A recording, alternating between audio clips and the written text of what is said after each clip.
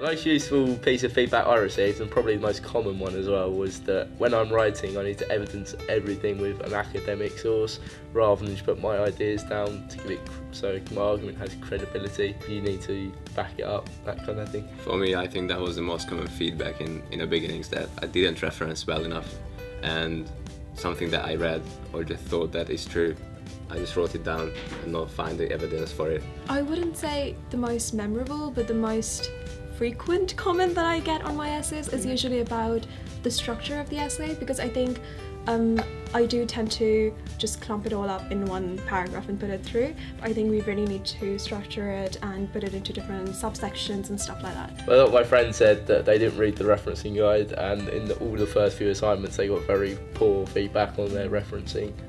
So it's definitely worth reading the guide. So personally, I use the feedbacks, but what I get for my assignments, I try to implement them in the next one and not to make the same mistakes again. I think that's the most important thing about feedbacks, that you try to implement them and make sure that you're not doing the same mistakes again. Also, I find it really useful to go to the lecturers and talk to them, because they can elaborate on their feedback, and for me personally it has been really helpful because they can tell you exact places where you've tried saying something but it just came across really differently.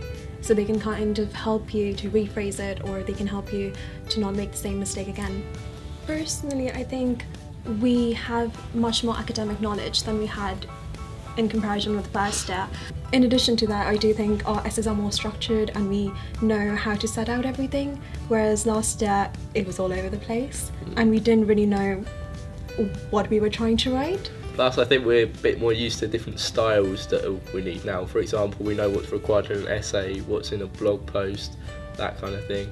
So we can kind of write more to the style that's required and to the audience that we're writing for. So we hope that it really helped you guys.